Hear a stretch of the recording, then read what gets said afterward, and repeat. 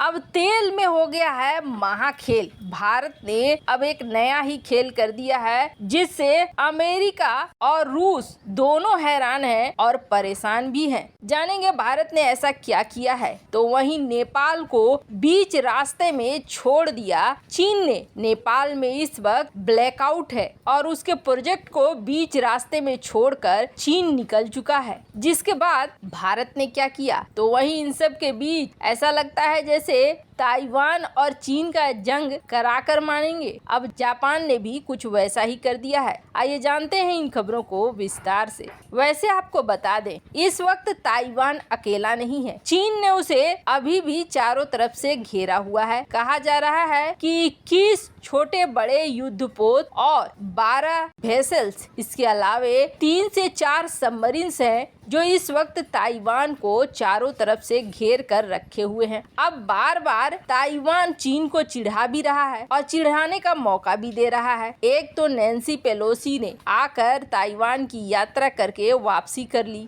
अब इसके बाद फिर से अमेरिका के 5 सांसद आए, उन्होंने यहाँ मुलाकात की और हर बार चीन क्या करता है, 4 मिसाइलें दाग देता है, एक युद्धाभ्यास कर देता है। अब चिढ़ाने के लिए लगातार कोई न कोई यहाँ पे पहुँच रहा है। अब इन सब में जापान का भी नंबर आ गया है। अब इस टेंशन के बीच जापान का भी डेलीगेशन पहुंच गया है ताइवान हालांकि जो भी डेलीगेशन पहुंच रहा है उसका पुरजोर स्वागत कर रहा है, लेकिन ये स्वागत चीन को बिल्कुल भी अच्छा नहीं लग रहा है। अब चीन को ऐसे हो गया है जैसे कि कोई कह रहा हो चलो हमला करो, अब तो हमला करो। अब इसी चक्कर में कहीं ताइवान के ऊपर हमला ना हो जाए। खैर, जहाँ एक तरफ दक्षिण चीन सागर में ये खींचतान चल रहा है, तो वहीं दूसरी तरफ आजकल नेपाल में है शेर बहादुर देउबा, और शेर बहादुर देउबा प्रो इंडिया माने जाते हैं। जबकि शेर बहादुर देउबा को सत्ता में नहीं आने देने के लिए चीन ने पूरी तोड़ मेहनत की। होउ यानकी को भी लगाया,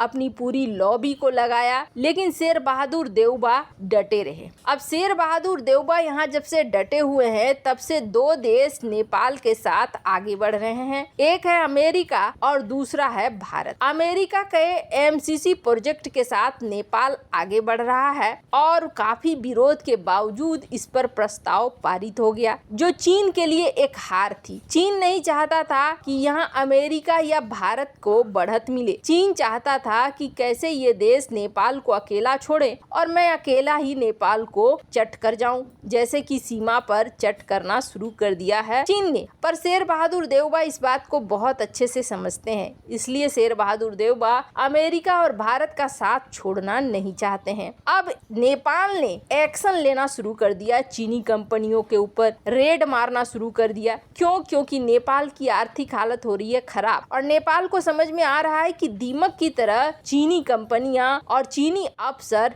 नेपाल को लूट रहे हैं। इसलिए नेपाल ने जैसे जैसे रेड मारना शुरू किया, कुछ चीनी कंपनियों को बंद किया, कुछ फार्म्स के ऊपर टैक्स लगाए, कुछ लोगों को निलंबित किया, तो चीन बौखला गया। बौखलाहट में चीन ये आरोप लगाने लगा कि नेपाल के अंदर भारत और अमेरिका दखल दे रहे हैं और ये चीज बिल्कुल भी सही नहीं है। जबकि नेपाल पहली बार चीनियों के ऊपर एक्शन ले रहा है ताकि नेपाल को बचाया जा सके। अब इस बौखलाहट में चीन ने क्या किया, नेपाल के प्रोजेक्ट्स पे मना कर दिया काम करना। अब 2 ऐसे बड़े हाइड्रो प्रोजेक्ट थे जिस पर काम कर रहा था चीन नेपाल के साथ मिलकर, लेकिन अब चीन ने कहा कि हम इस प्रोजेक्ट पर काम नहीं करेंगे, हमें नहीं होने वाला है फायदा। इस वक्त नेपाल में बिजली की होने लगी है किल्लत। वैसे आपको बता दें, जिस तरीके से नदियों का प्रवाह है और जिस तरीके से हाइड्रो प्रोजेक्ट अगर तरीके से चलते हैं नेपाल में, तो फिर नेपाल बिजली बेचेगा। लेकिन स्थिति अभी ऐसी हो गई है चीन के साथ रहकर कि नेपाल में खुद कई जगहों पर ब्लैकआउट के नौबत आ रहे हैं, जिसका सप्लाई भारत कर रहा है और भारत बिजली का प्रबंध कर रहा है। लेकिन इस तरीके से बहुत दिनों तक तो चलने वाला है नहीं। नेपाल अपने हाइड्रो प्रोजेक्ट्स को कंप्लीट करना चाहता था। अब जिसकी वजह से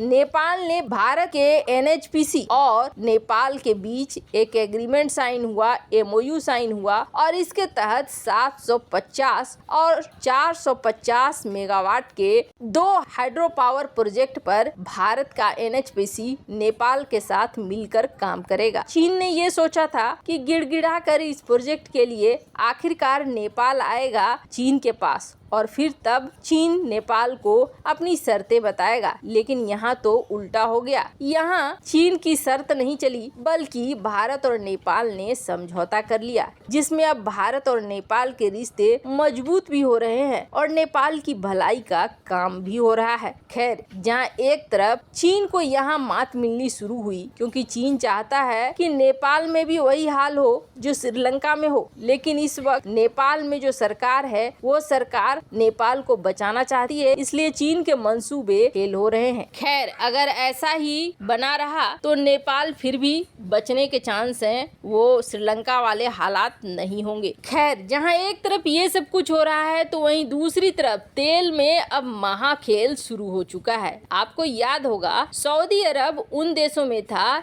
जिसने भारत को 2 टूक जवाब दे दिया था और भारत को 2 टूक जवाब देते हुए कहा था कभी कि अगर सस्ते तेल खरीदने हैं तो महामारी काल में जो आपने हमसे सस्ते तेल खरीद कर जमा कर लिया है उसी का इस्तेमाल करो, हम अब सस्ते तेल आपको नहीं दे सकते हैं। भारत ने इसके जवाब में कहा था कि जिस तरीके की भाषा इस्तेमाल की गई ये भाषा राजनीतिक वर्ल्ड में नहीं चलता है और ऐसा नहीं किया जाना चाहिए था, पर सऊदी अरब की तरफ से कोई माफीनामा वगैरह कुछ भी नहीं आया था। पर अब स्थितियां एकदम से बदल गई। रूस यूक्रेन में लड़ाई हो गया और जिस रूस से भारत मात्र 1 से 2% खरीदता था अपना क्रूड ऑयल, वहां से अब भागीदारी बहुत ज्यादा बढ़ गई। 18 से 20% तक भागीदारी बढ़ गई। कारण साफ था, रूस सस्ते में क्रूड ऑयल दे रहा था और डिस्काउंटेड क्रूड ऑयल भारत ले रहा था। अभी भी आप देखेंगे चीन ने आशा से कई गुना ज्यादा रूस से कोयला खरीद, जो बहुत ही ज्यादा है, तो भारत ने भी खरीदना शुरू कर दिया। लेकिन अब रूस ने कहा कि नहीं भैया, अब डिस्काउंटेड ऑयल कुछ ज्यादा हो गया तो और ज्यादा डिस्काउंट नहीं मिलेगा। ये सभी देशों के लिए लागू था। पर इस समय सऊदी अरब को मामला समझ में आ गया और सऊदी अरब ने कहा कि हम रूस से भी ज्यादा डिस्काउंट पर आपको तेल दे देंगे। अब जैसे ही इधर रूस से भी ज्यादा डिस्काउंट पर तेल आने शुरू हुए, वैसे ही जुलाई मंथ का दिख रहा है कि भारत ने अब सऊदी अरब से ज्यादा तेल मंगाया है। हालांकि रूस से एकदम से कम नहीं कर दिया है, लेकिन सऊदी की तरफ भारत का झुकाव बढ़ गया है। ये जो तेल की राजनीति चलती थी, ये तेल की राजनीति अब पूरी तरीके से बदल गई है और तेल की राजनीति को बदला है भारत ने ही। वैसे इन सब मामले में आपकी क्या राय है, कमेंट कर जरूर बताएं। जल्द मिलते हैं अगले वीडियो में नई खबर के साथ।